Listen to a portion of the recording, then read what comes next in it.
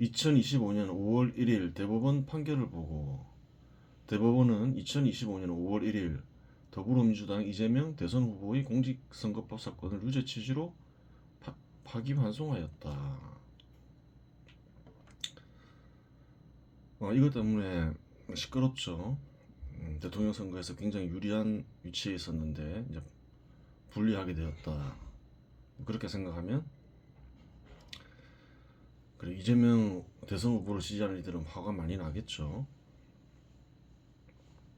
하지만 뭐 특별하게 문제가 없잖아요. 화가 나는 건 화가 나는 거고 나라에 따라서 그래요. 거짓말에 엄격할 수도 있고 좀 관대할 수도 있고 뭐 그럴 수도 있는데 한국에서 그 거짓말에 대해서 엄격한 법을 만들었다 해서 그게 뭐 제도의 취지에 크게 어긋나는 건 아니잖아요. 거짓말 하지 마라 그런 건데 물론 이제 이재명 대선 후보를 지지하는 이들은 지나치게 엄격한 게 아니냐 그렇게 생각할 수도 있겠지만 엄격하게 법을 제정했다 해서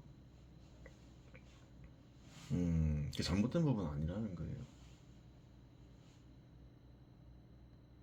그러한 법을 제정하는데 더불어민주당이 책임이 있죠. 과거의 더불어민주당도 그러한 법을 제정하는데 참여했을 거 아니에요.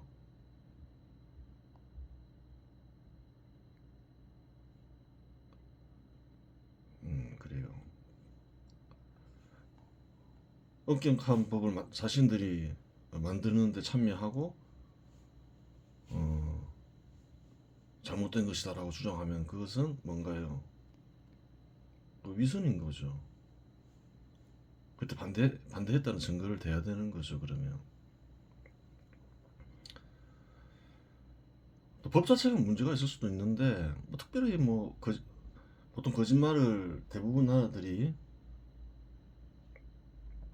그래요. 금지하는데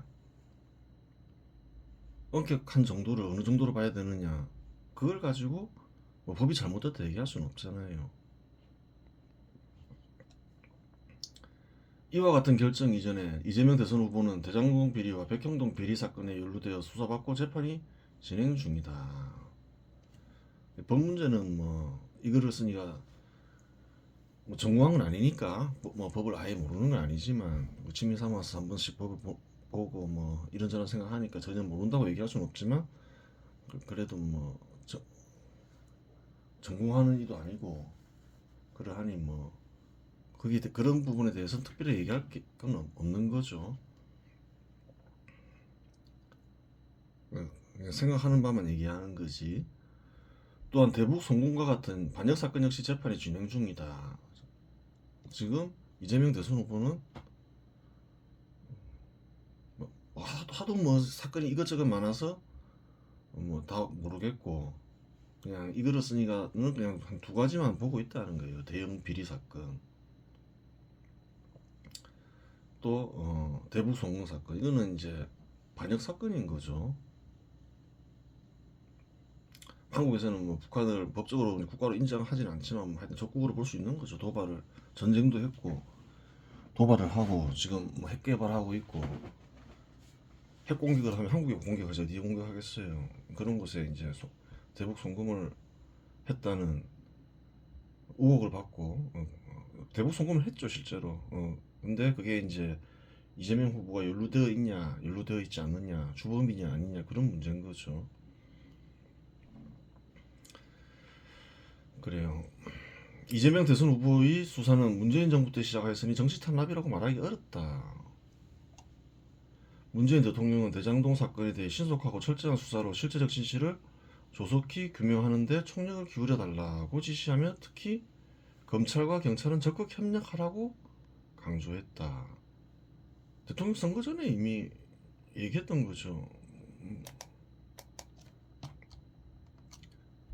2021년 10월 12일자 뉴스에 있죠. 대선은 12월 달에 있었잖아요.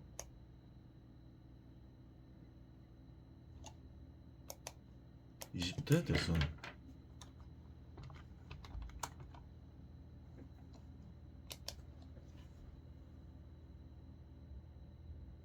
2022년 3월 9일에 했었고, 그렇죠. 수사 지시는 문재인 대통령이 했고, 10월 12일 날 했잖아요.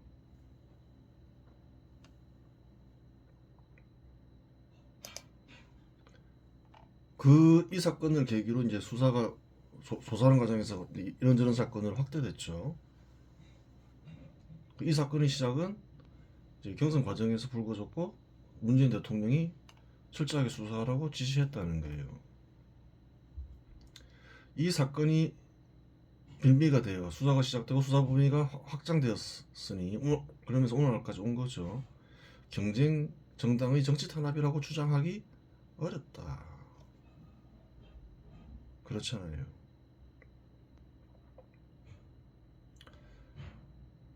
그래서 특별히 정당의 어떤 권력 투쟁에 관심이 있는 건 아닌데,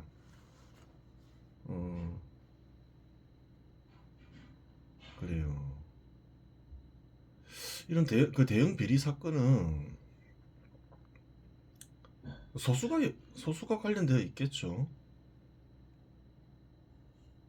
누구나 알기는 어렵다는 거예요. 소수가 은밀하게 진행을 하니까.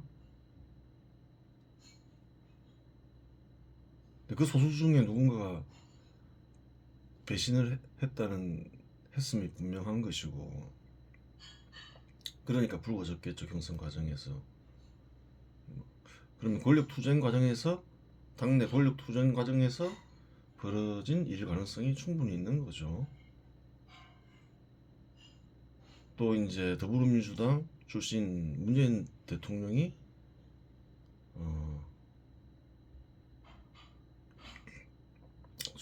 수사를 철저히 하라 했잖아요. 어떻게 된 영문인가. 좀 당내 권력 투쟁의 그런 기미가 좀 있어 보이죠.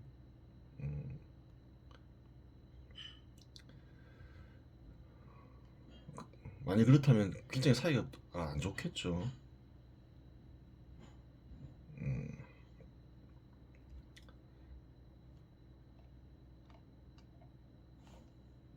물론 이재명 대선 후보가 대형 비리에 연루된 중대 범죄자인지 혹은 반역 사건에 연루된 중대 범죄자인지 일반인들은 알 수 없다. 어떻게 된 영문인지 정확한 대목은 모르죠. 불법을 저질렀는지 안 했는지. 그냥 전문가가 아닌 일반인들은 그냥 신문을 보면서 아는 건데, 신문이나 뭐 하여튼 뭐 이런 저런 걸 확인하면서 알 수 있는 건데, 아직까지는 정확하게 알 수는 없죠. 일반인들이 특별히 뭐 알려고 하지도 않겠죠. 관심은 있어도. 또 전문가가 아니면 정확하게 알 수도 없는 거고. 그 반역적 사건이 일어났는데, 또 그 대북 송금 사건, 그 이화영이라는 전 국회의원이죠. 전 경기도 부지사라고 하죠.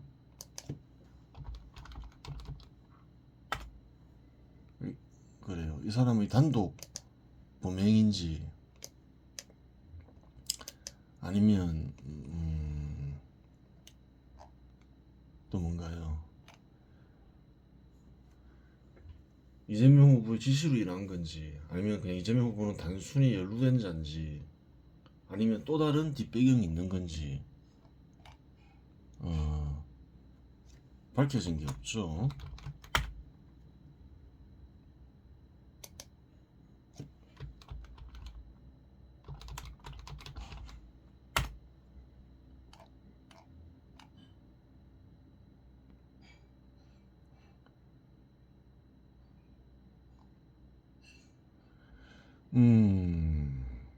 그래요.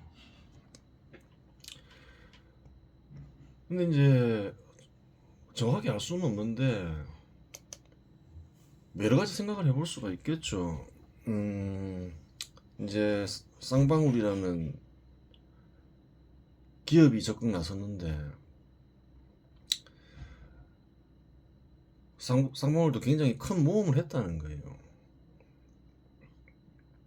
적국에 돈을 보내는 일이 중대 범죄란 걸 모르고 행했냐는 거예요. 알면서 했다는 거예요. 그러니까 이제 돈을 전달하는 과정에서 이상한 일을 벌인 거죠. 그러면 그런데 좀 이상한 일이 있는 거죠. 그런 큰 모험을 하면서 그런 큰 모험을 할 때는 물론 이제 뒷배경이 있겠죠. 그 뒷배경이 이화영 뭐 전 경기도 부지사인가. 근데 그만한 힘이 있는 거 뒷배경이 돼줄 수 있는. 아니면 또 다른 인물 사람이나 세력이 있는가. 그 정도 실력가 아닌가 이재명 대선 후보가 거기에. 아니면 더 큰 세력이 개입되어 있는가. 문재인 정부일 수도 있는 거예요. 그럴 가능성도 상당히 커 보이죠. 아니면 셋 다 연루되어 있는가.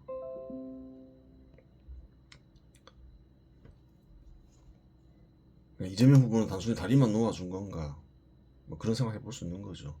하여간 뭐 중요한 거는 재판을 받고 있는 중이라는 거죠. 정황은 뭐 있으니까 충분하니까.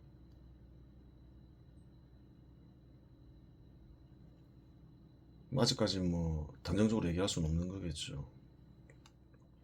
하지만 이처럼 중대범죄로 재판받는 인물은 무죄로 확정되기 전까지 공직을 맡아서는 안 되는 것은 당연한 일이니 국회의원으로 선출되어서도 안 될 인물이다.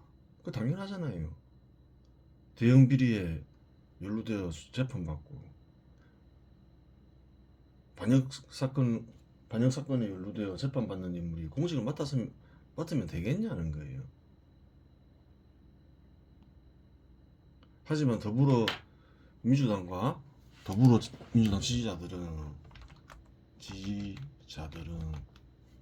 세력의 힘을 믿고서 이재명 대선 후보를 국회의원을 넘어 당대표로 만들었으면 대통령까지 만들려고 한다. 그래서는 안 되죠. 그건 뭐 일종의 범죄 행위인 거예요. 자꾸 민주주의 핑계로 범죄를 저지를 수 있다. 그런 생각은 버려야 되는 거예요. 일종의 범죄지 그게 뭐 하는 짓이냐는 거죠. 물론 이제 이재명 대선 후보가 저번에 대통령 선거에서 윤석열 대통령과 막상막하의 대결을 하다 보니까 이재명 후보를 중심으로 뭉쳐야 되겠다고 생각했겠지만 그렇다고 하더라도 범죄까지 저질러서는 안 되죠. 만일 이재명 대선 후보가 대형 비리 주범이고 반역자라면 경우에 따라 대형 비리 주범이자 반역자가 대통령이 되는 결과를 낳을 수 있다. 굉장히 위험한 거죠. 그럼 어떻게 할까요? 대통령이 되면 처벌받지 않으려고 할 거 아니에요. 어떤 일을 벌일지 알 수 없잖아요. 한국에 선출된 대통령도 그래요. 처벌되는 나라가 한국인데 신분제도가 부정되는 나라인데 뭐 이재명이란 사람만 특별히 그런 뭐 대형 문제에서 면제시킬 거냐는 거예요. 뭐 신분제도라도 더 다시 뭐 만들자는 거냐는 거죠. 말도 안 되는 일을 벌이고 있는 거예요. 당연히 책임 있는 정부기관이나 공직자라면 그와 같은 일을 사전에 예방하는 것이 바른 일이다. 어떤 정부기관이나 공직자가 권한이 있고 책임이 있다. 그러면 그와 같은 일이 생기기 전에 막는 게 당연한 것이지. 그걸 가지고 뭐 이런 핑계 저런 핑계 생태 쓰면 안 된다는 거예요.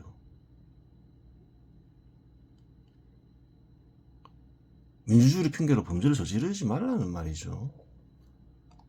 물론 정부기관이나 공직자가 그와 같은 일을 하기 전에 더불어민주당에서 그와 같은 조치를 취했어야 하는데 그러한 조치를 취하지 못했다. 인물이 그렇게 없나.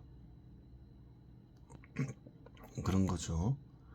모든 정부기관이 해야 할 일 중 첫 번째는 자기 역할을 충실히 하는 것이다. 자기 역할을 충실히 그거 당연한 거죠.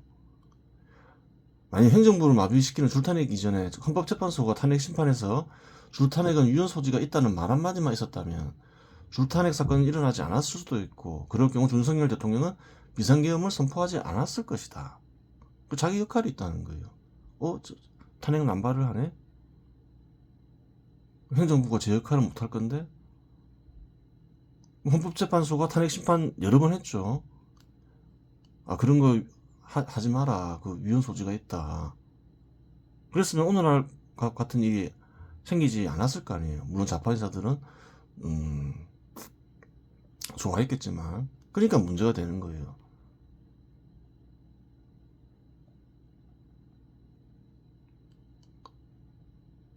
좀 제 역할을 우선 해야 된다는 거죠. 어떤 일 하기 전에.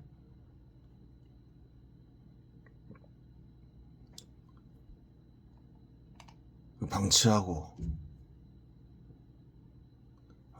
그런 이재명 대선 후보를 지지하는 좌파 인사들은 억울하다고 생각하여 생떼를 쓰고 있으나 생떼를 엄청 쓰고 있죠. 이 핑계 저 핑계 대면서. 우파 인사들 입장을 생각하면 전혀 억울할 거 없다.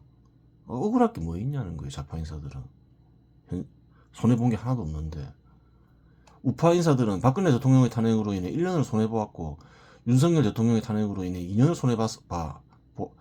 합으로 3년을 손해봤다. 달리 얘기하면 좌파 인사들은 3년이라는 큰 이익을 본 거죠. 그에 비하면 좌파 인사들은 큰 이익을 보았을 따릅니다. 정상적인 후보를 대통령 후보로 내보내길 바란다. 당연하죠. 이번 시간에서 마치겠습니다.